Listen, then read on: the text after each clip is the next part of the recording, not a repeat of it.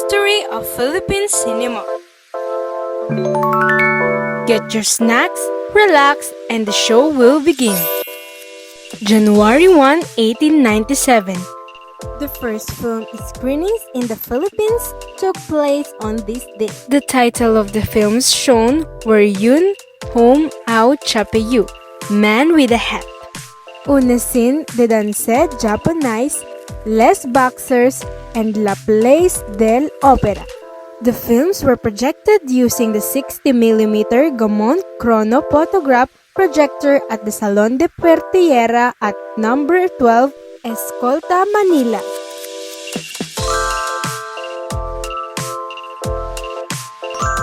(1897).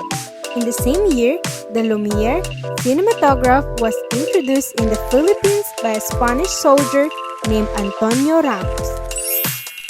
1900s. A resurgence of movie houses begins in the early 1900s, not only in Manila, but in provinces that already had electricity. To this day, among the Asian countries, the Philippines retains several of its old movie houses in the urban and even in the secluded rural areas of the country.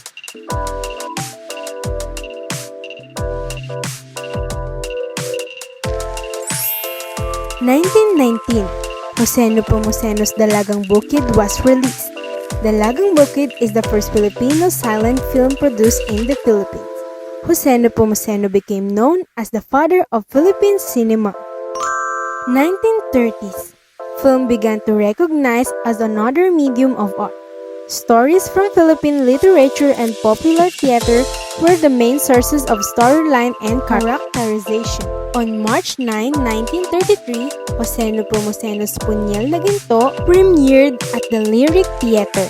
Punyal na Ginto was credited as the very first locally made talkie film with sound. 1940s. The local audience embraced Philippine cinema's focus on war and heroism during this era.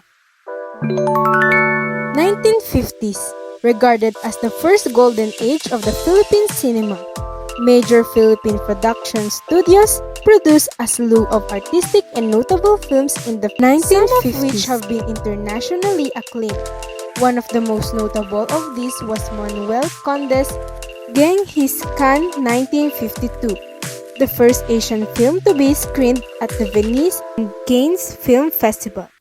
At this point, the Philippine film industry averaged about 350 films per year, making the Philippines second to Japan in terms of number of film productions per year in Asia.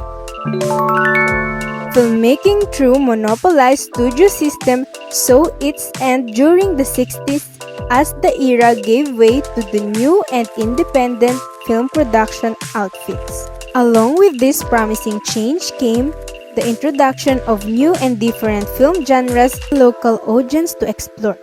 Such genres include Western, musical, action, and bomba films.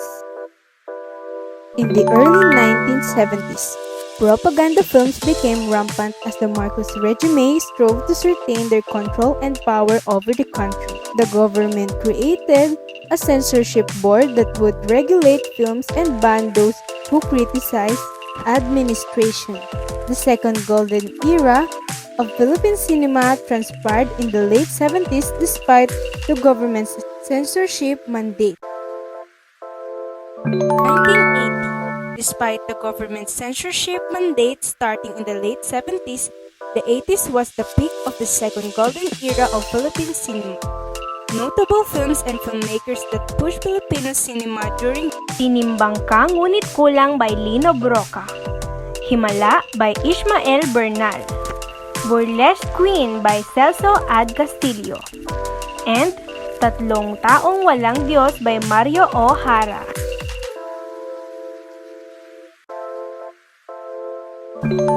1990s.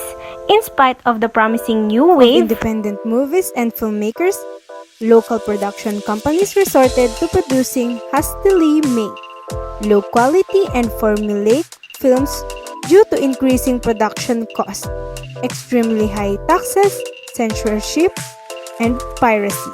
Despite these the film industry flourished and churned out about 200 films per year. 2002. Local film release dwindled down to 50 per year as Hollywood films took over a big chunk of the Filipino film market at the beginning of the decade. Fortunately, the rise of the digital age in filmmaking swiftly made its way in the local industry, making it easier for independent filmmakers to produce films. Slowly but steadily, the local film industry found its new footing in the digital age of filmmaking, which paved the way to the proliferation of critically acclaimed films that caught the eyes of prestigious film festivals both local and abroad. Thank you for watching the history of Philippine cinema. This is Angela Marie P. Amin, Grade 10 Media Arts.